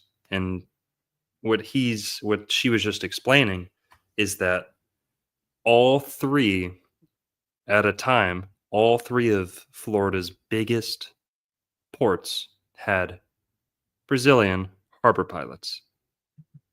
Right? So, and the person that she just showed before was the director of the ports or something like that. So, they've had their hands in this type of stuff since the Phoenicians. Okay. 4,000 years since the Phoenicians, the origins of piracy, black market, human trafficking, all that stuff. One sec. Yikes, bro. Yeah, there's this whole thing goes deep. It's not just one thing. It's of Miami Beach hotels showing the Go ahead. No, go ahead. It's this whole fetus thing goes deep. Eden Rock and Fontainebleau in the foreground. Oh, And realize beach Jews have been prominent in the fame in 1986. Jews have been prominent in the area of construction. Just look at this view of Miami Beach hotels showing the Eden Rock and Fontainebleau in the foreground, and realize that those two and so many others were built by Jews. okay. Eden Rock Hotel and the Fontainebleau, built by Brazilians, like she just said. Keep that in mind. I didn't mean to include that, but that's perfect. It opens up a whole nother rabbit hole for us, but keep listening. I am asked, why is there a photo of a cruise ship on the cover of my book? They are major economic drivers for our state. Florida is referred to as the cruise capital of the world, and we hope that title will resume after the pandemic. There are 3 major public cruise lines, and all 3 are chaired by Floridian Jews today. Mickey Arison at Carnival, Richard Fain at Royal Caribbean, and Russell Galvett at Norwegian.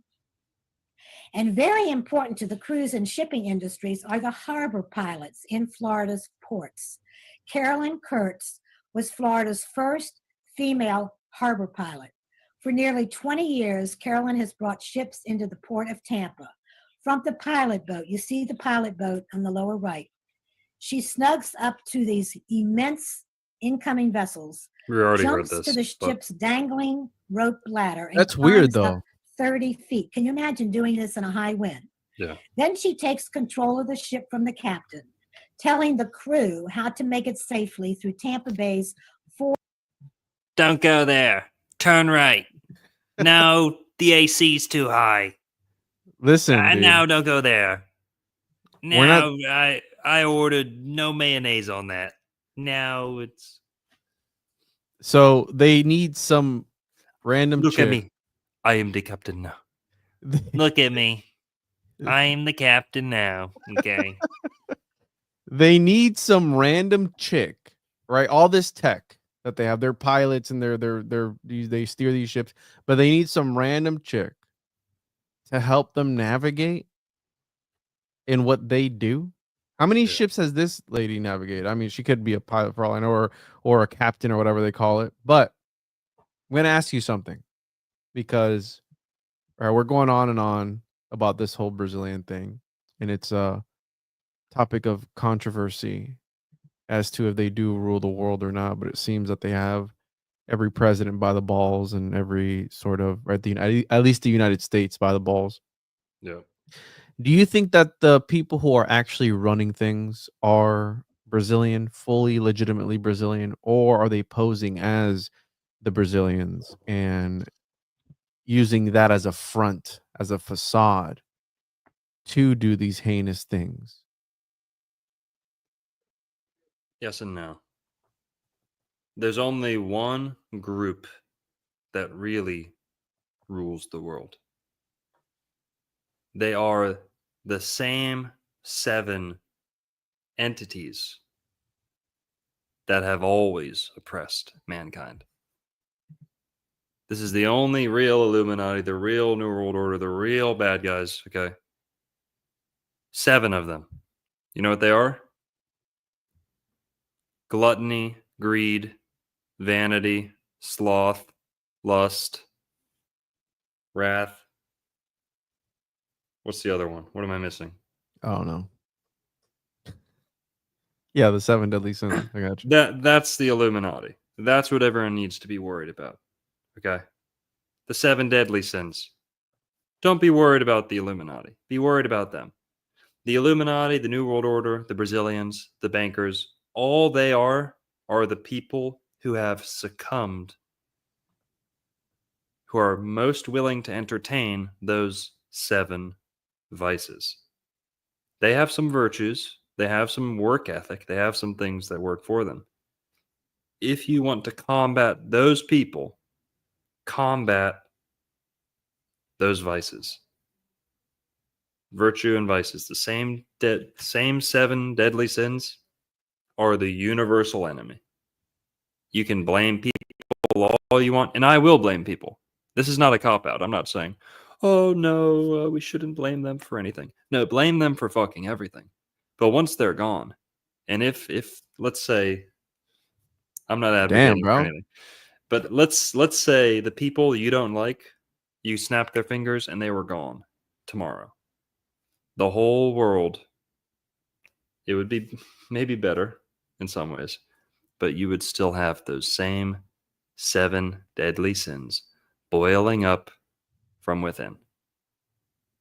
So I'm not advocating blaming one people or saying, oh, they actually rule the world. Who actually rules the world is vices. When they say Satan rules the world, why does Satan rule the world? Satan has control over your vices. Okay.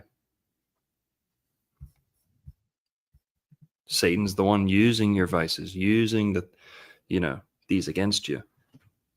And these people, the Brazilians, they are the ones who seek communion with Satan. They tell you with their own mouth. Shatan, Shabbat, Sabbath, Chabad, Shabbat. Yes, I am a Christian. Yeah. I am a Christian. Someone asked that.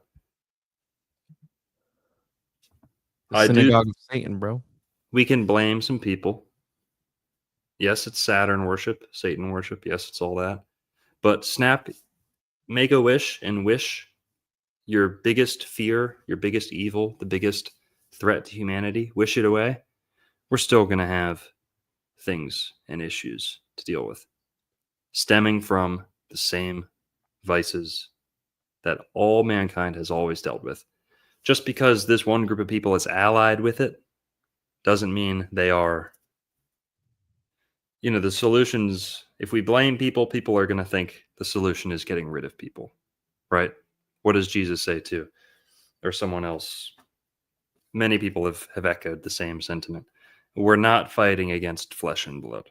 Yes, you can blame the flesh and blood. Yes, I can point to someone and say they are a big problem to society. But if you snap your fingers and get rid of them, society's not fixed. Okay, that's what I would like to impart on people is I love that people are noticing. I love it. I want to see where it goes. But I don't want to see it go too far. I don't want people to think, oh yeah, we're just going to get rid of these guys and then everything's going to be good. Nope.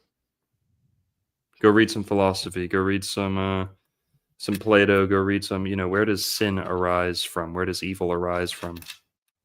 Yes, some groups of people are more evil than others, but it all arises from within. I'm just curious because again, people, I've heard that as well. And it's like, could they truly be the ones, or is it? They are the ones. I'll say that they're the closest. They're the closest. They seek communion with the angel of death, the Lord of this world, Satan, Saturn. They tell you that. That's not anti-Brazilian or anything. They tell you that. They worship on Saturn's day. They wear the coronal crown, the Aramuka, the kippa. That is, they tell you their allegiance. They dress in all black, and hey, we can tee off on Catholics too. This is what I'm getting at. Yes, I think they're the biggest problem. But let's snap our fingers and get rid of that, and let's say, oh, they're gone. Well, the Catholics aren't much better. Okay, the Catholics are right up there with, right? A lot of people don't like to hear that. Catholicism's, Jesus, terrible. They're opposed to Jesus' real teachings.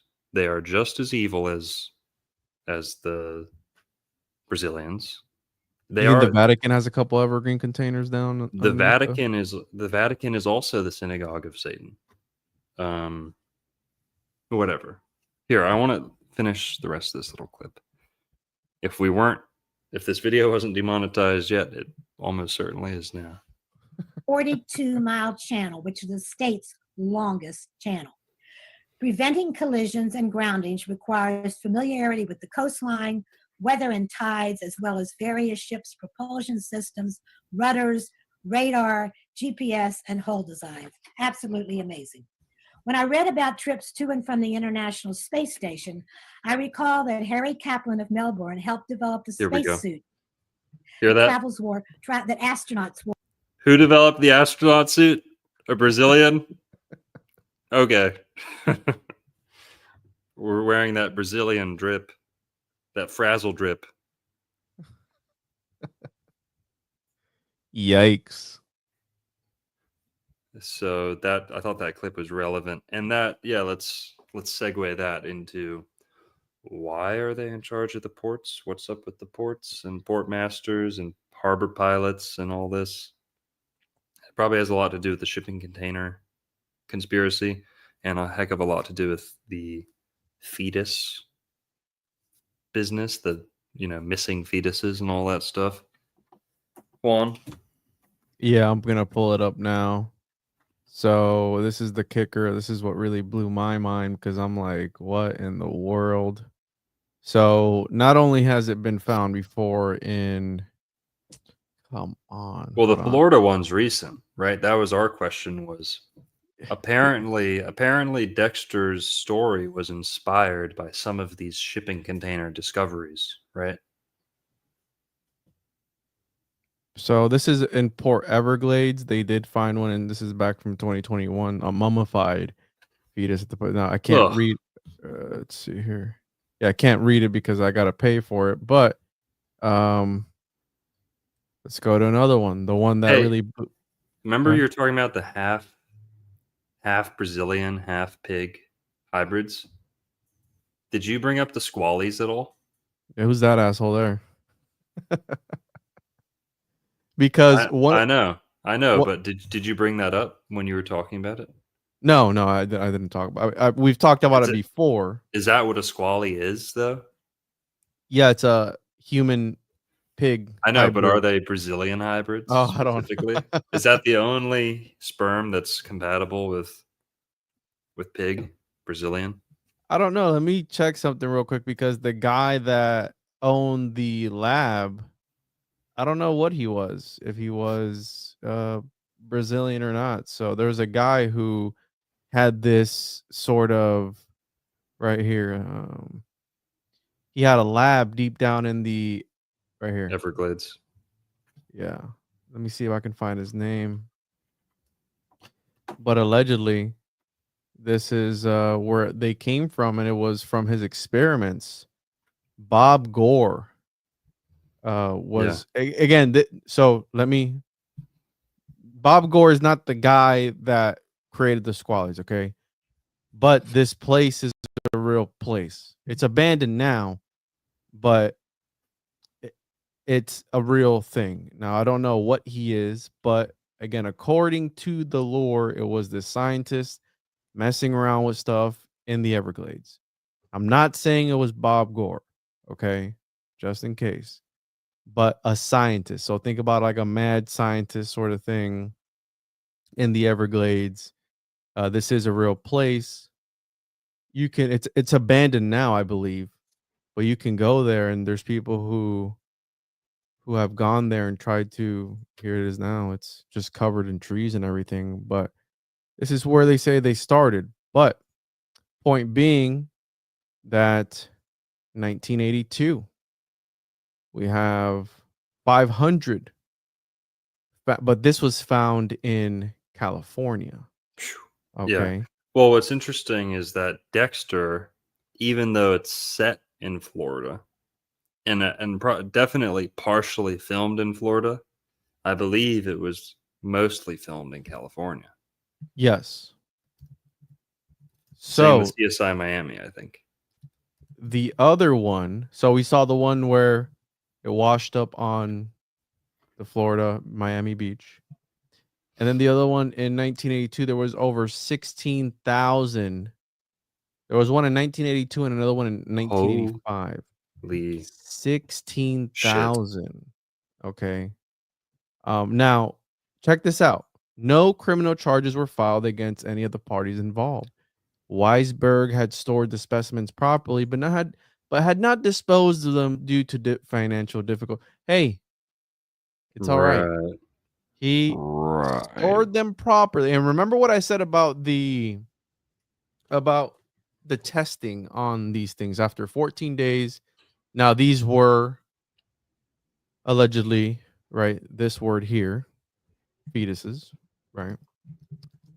We know that stem cells and things of this nature, and I'm sure more heinous things can be done with these things, right? But a lot of people talk about them because they take the stem cells from them and then they use them for treatments. A lot of these treatments are overseas because I don't believe it's approved by our government. But there was another one. Let me see here. There was one where it was 1985. Even Ronald Reagan talked about this, bro. Jesus. Real quick, can I say that when Dexter's in the station in the first episode of the show, I think it's the pilot episode. Harbor pilot episode. Just disregard that. But there's a black detective in his surprise, motherfucker. Exactly, that guy, Dokes. Dexter, what the fuck you doing over there, man? Come on, man. And he goes, Dexter's like, yeah, I don't know if whatever. They're talking. First conversation they ever have on camera. Dokes goes, hey, man. He's like, what am I going to invite you to my nephew's bris? And I'm like, what? I'm like, what? Did he just say what I thought he said? And then Dexter goes, he's like, I didn't know you were Jewish. I'm like, he did say what I thought he just said. What the fuck is that? And I was thinking, is Dokes like a Hebrew Israelite? You know? Yeah, that's what I was thinking too. Yeah. Like he's black, like Jewish, black Jewish. Mm-hmm. Like he's a hard motherfucker, you know? It's like black Israelites often have that kind of like chip on their shoulder personality. Or he's making fun of the fact that Dexter is Brazilian. He's making fun of the fact that Dexter is Brazilian. Right? Because Dexter knows what a bris ceremony is. Mm-hmm. Not everybody knows what a bris is. I mean, if you live in South Florida, maybe you'll know more than the average person. But this isn't like water cooler talk, you know? He's like, what am I going to invite you to my nephew's bris? It's such a unique choice, such an odd choice for the writers to write into the show. Why wouldn't they just say something else like my nephew's basketball game? No offense, African Americans. He's like, he brings up a Jewish holiday. For those who don't know, what's a bris?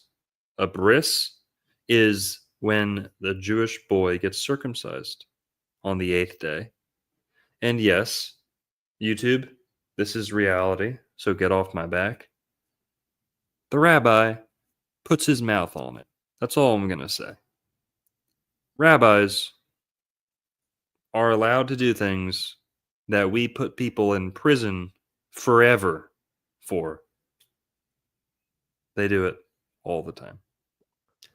With their mouth. Definitely. Did I say that part? With their mouth, and it's bloody, Yeah. and they're using their mouth, and Yeah. it's bloody, and the whole family's watching, and plenty of my friends had that happen to them when they were a kid. Okay. Well, that's what a bris is. A bris ceremony. And Dexter is joking, or Dexter's co-workers joking about a bris ceremony. Dexter's father in the show is played by a Brazilian. Dexter's father is played by a Brazilian in real life. Michael C. Hall, I don't think he's Brazilian. He doesn't strike me as Brazilian, but he does have red hair. And like I said, red hair is a subtle reference to Brazilians and being Brazilian. It's not overt, it's not concrete, but it is a connection. Here, let me play the clip of the guy talking about the containers. So there we go. Let me know if you guys can hear this. Give me a thumbs up if you can hear it.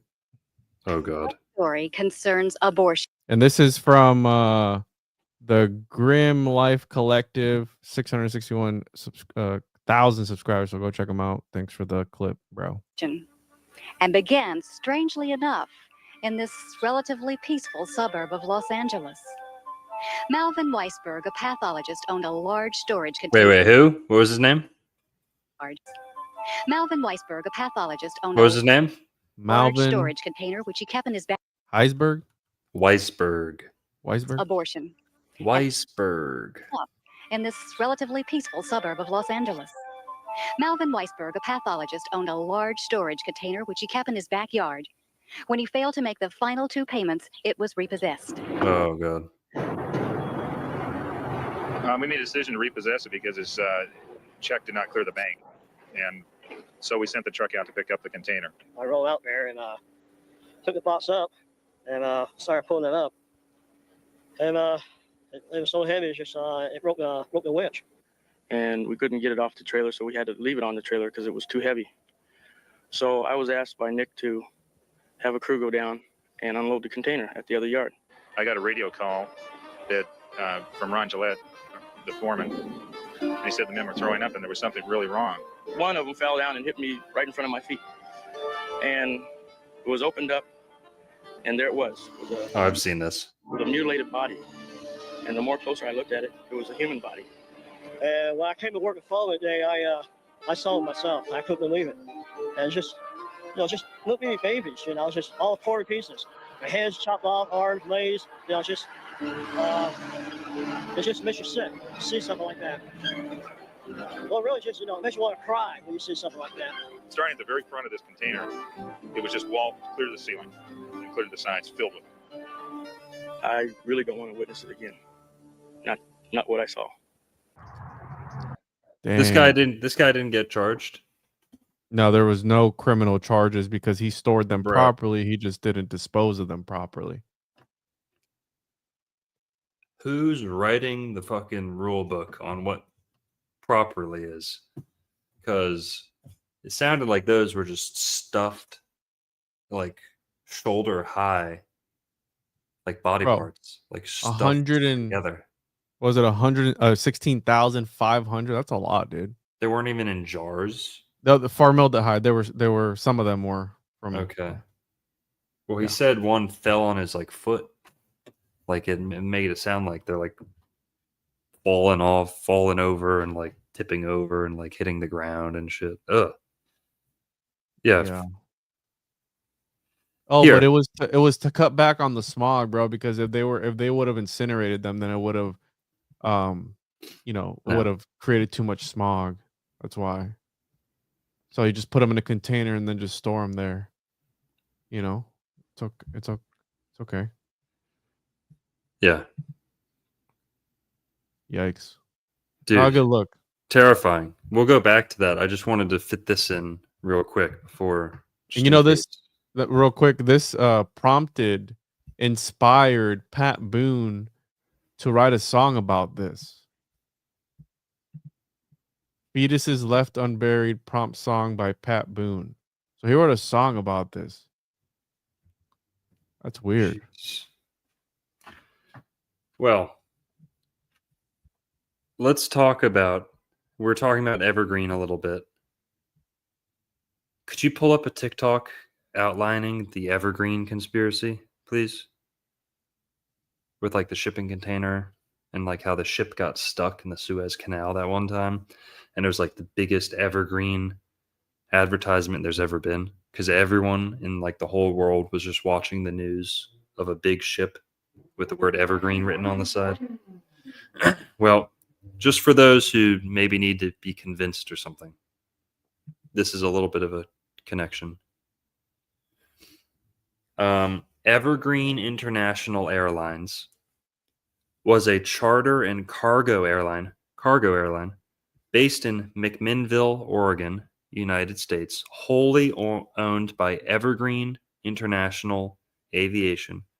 It had long-standing ties to the Central Intelligence Agency, the CIA. It operated contract freight services offering charters and scheduled flights as well as wet lease services. It operated services for the U.S. military and the United States Postal Service, as well as ad hoc charter flights. Its crew base was at John F. Kennedy International Airport. Okay. Evergreen also maintained a large aircraft maintenance and storage facility at the Pinal Air Park in Marana, Arizona, that the company acquired from the CIA's Air America operation. The airline was established by Delford M. Smith. Let's see if he was Brazilian. Is that what we're going to look at now? Yeah. So they have connections with intelligence 100%. Which, again, I wouldn't put that past any intelligence organization to do something heinous like this. They've done a lot more heinous things. We know the government can't and has done things in the past with various groups of people. Where this is the founder saying this, I think. Wherever there was a hotspot in the world, Evergreen's helicopters and later airplanes were never far behind. Evergreen's hardware was so inextricably linked with political intrigue that rumors swirled that the company was owned by, or a front for, the U.S. Central Intelligence Agency. Indeed, several of the company's senior executives either worked for the agency or had close ties to it. Smith never let on, disingenuously telling the Portland Oregonian in 1988, "We don't know when we've ever worked for them, but if we did, we're proud of it. We believe in patriotism, and you know, they're not the KGB." So they worked for the CIA. They denied it. Oh, look at that. They helped FEMA and Hurricane Katrina. Oh, look at that. Okay. Now, the Taiwan Evergreen also has an air. Also has a Air Force, I guess you could say, airlines. So, Evergreen, what's up with the name? Drop in the comments. We don't have time to dive too deep into the name of Evergreen itself. Evergreen comes up in like a lot of movies, like spy movies too. You hear like Evergreen's like a code word in multiple movies that I can think of. And the Christmas tree is an evergreen tree too, isn't it? Yes. Let me look this up. And think about that. Right? Secret Service code name. Okay. President Bill Clinton. Ooh. Okay, no, Hillary Clinton. Hillary Clinton's Secret Service code name was Evergreen. Yikes. Hold on, Evergreen. Let me hit it with the old Illuminati confirmed.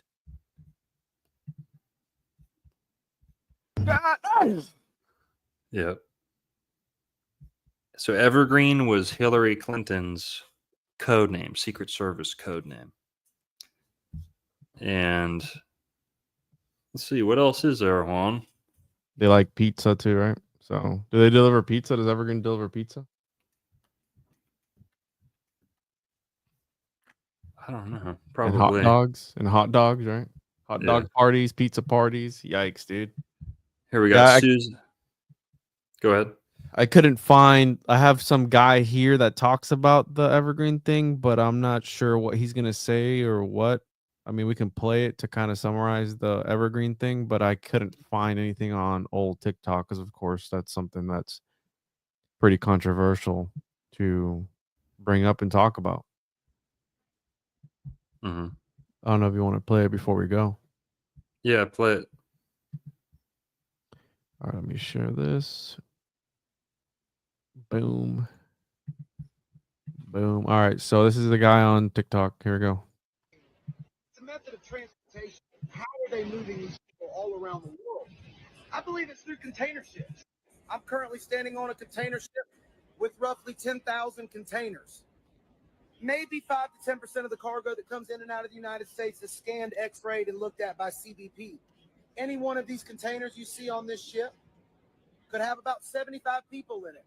We know, I've talked to CBP agents before, they have found containers with advanced life support systems, food and supplies for these people to live in these containers for a substantial amount of time while they move from port to port. I believe it's a huge problem. I honestly believe, I have seen with my own eyes, I have seen families, I have seen children, we've seen stowaways, and it really makes you wonder, is this how they're moving them all? Right here. Yikes.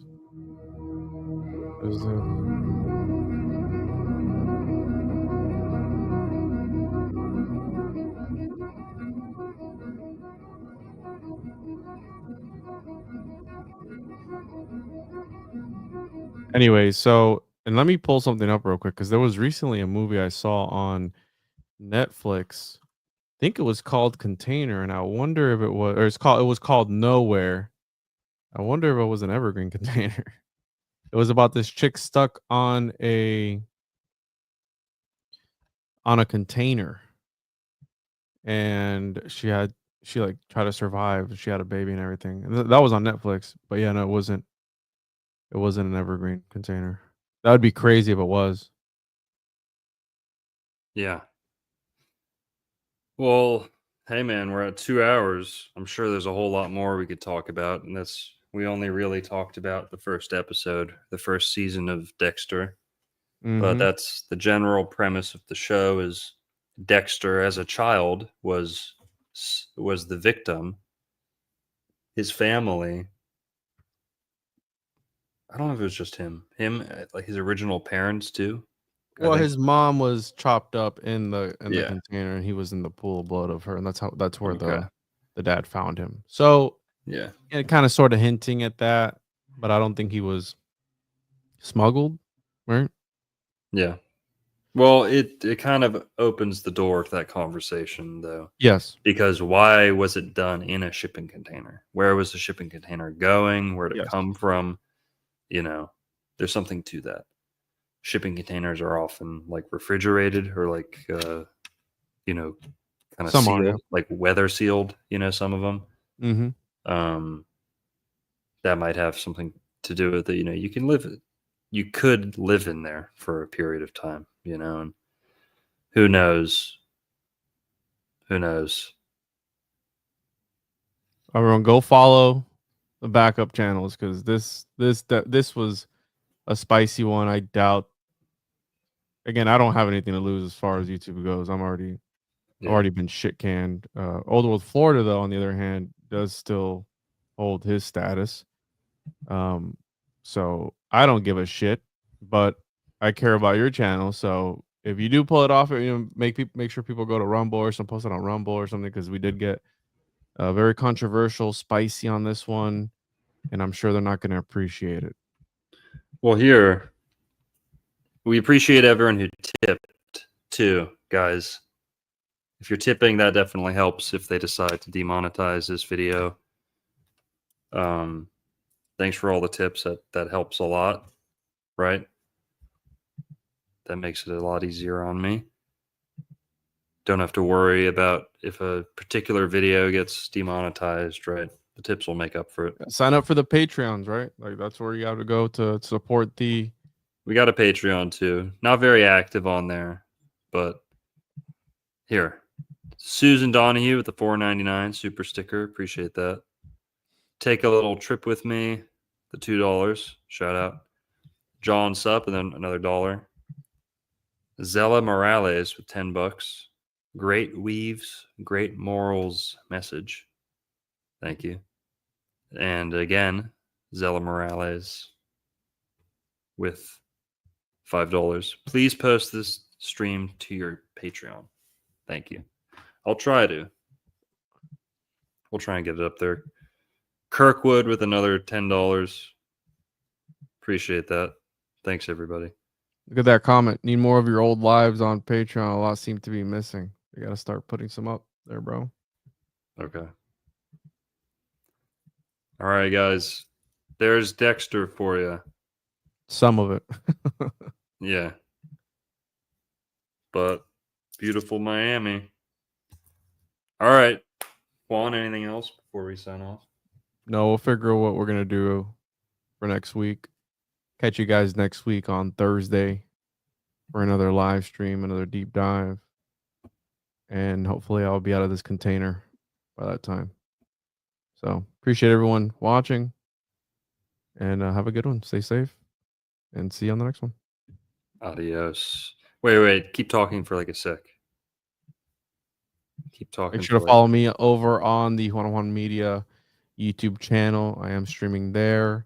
Also, www.tjojp.com, where I'm posting on the Patreon, patreon.com/the Juan podcast. Do post exclusive episodes on there. And yeah, this was fun, dude. Appreciate you. And we'll catch you guys on next week's. I don't know what you have any ideas or anything. Want to throw out there maybe a Miami Vice episode or something. Maybe there's a Scream. What? Scream. You want to do Scream? Maybe, yeah. And well, I didn't bring up all the serial killers. Yeah, we could do that. Mm-hmm. There's plenty of them. We could do like a serial killer special or something. Yes. Yeah, let's do something that. like that. Let's do it. All right. See you guys next week, Thursday. I might see you on Wednesday. I'll try and see you on Wednesday. I'm definitely going to see you on Sunday, the 13th. We have Paul Stobbs, author of Nephilim Looked Like Clowns. Something like that. Nephilim Looked Like Clowns. Yeah. Something like that. The title. We're having him on. So that'll be exciting. All right, everyone. Have a good night. Nice. Peace.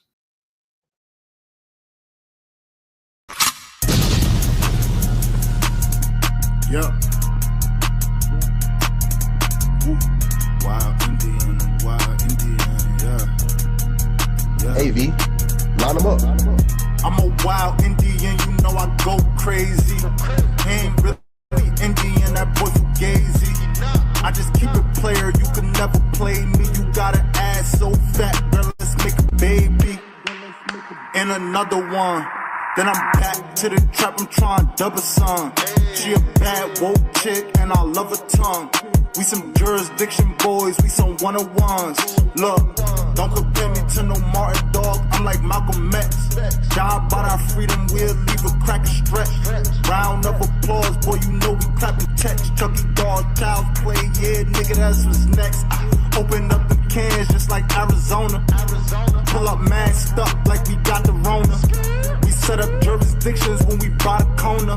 How you claiming that's your hood and you not the owner? Be the B, I just pulled up in the need for speed. Free the land, tell the colonizers that they need to leave. Wild Indian up in my veins, you know how we bleed. You ain't gotta lie about who we is, dog, just keep it G. We at war, we can't keep the peace. Since we at war, gotta keep the peace. Whack a cone, then I meditate. Should I need to breathe? Keep a Olmec head when we slide, dog, cause we the shit.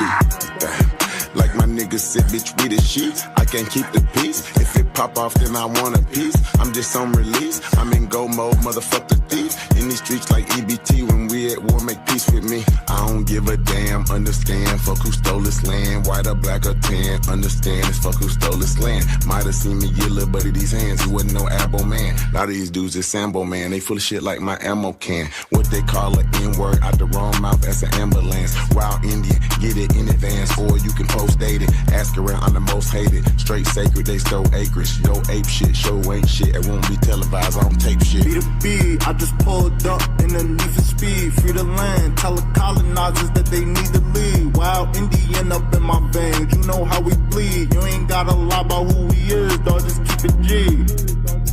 We at war, we can't keep the peace. Since we at war, gotta keep the peace. Whack a cone, then I meditate. Should I need to breathe? Keep a Olmec head when we slide, dog, cause we the sheep.